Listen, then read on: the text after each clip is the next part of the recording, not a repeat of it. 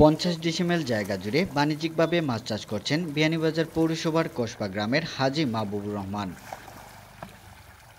2010 সালে একটি পুকুরের সামান্য মাছ চাষের উদ্যোগ নেন তিনি। বছর পার হওয়ার আগেই মাছ চাষের মুনাফা দেখে এটি চাষের আগ্রহী হয়ে ওঠেন তিনি।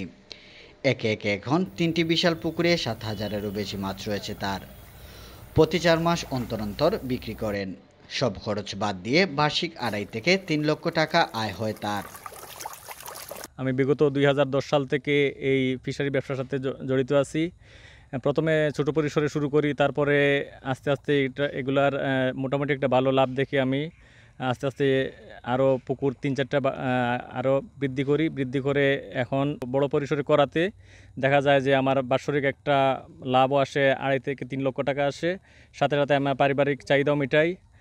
আগে যে জায়গায় আমার মাছ কিনে খেতে হতো সেই জায়গায় এখন আবার মাছ খুবই কম কিনতে হয়।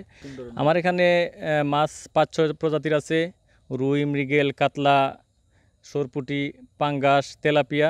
এগুলা আমি চাষাবাদ করতেছি। মাহবুবুর রহমানের মৎস্য খামারে তিনি ছাড়াও আরও 2 জন শ্রমিক কাজ করছেন। শুরুটা শখের বশে হলেও এখন তিনি একজন সফল খামারি।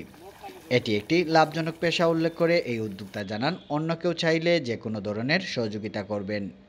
আগ্রহী ছিলাম যখন বিদেশ হচ্ছে না, তখন কিন্তু আমি দেখলাম যে প্রথমে সবচেয়ে ভালো কোন ব্যবসাতে লাভ আছে। আমি দেখলাম যে ফিশারির ব্যবসাতে মোটামুটি ভালো একটা লাভ আছে। যারা বিদেশ যাওয়ার ইচ্ছুক বা ঘুরপাক খাচ্ছেন, বিদেশ হচ্ছে না, তাদের আমি একটা সাজেস্ট করব যে বেকার না থেকে আমার মতো এভাবে যদি সুযোগ থাকে তাইলে আপনারা ফিশারি ব্যবসা শুরু করতে পারেন। যত ধরনের সহযোগিতা আমার কাছ থেকে চান ইনশাল্লাহ দেব। পাশাপাশি উপজেলা মৎস্য অফিস আছে, তারাও দেবে।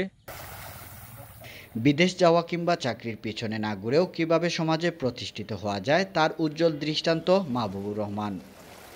আহমদ এহসানুল কাদির, এবিটিভি, বিয়ানীবাজার।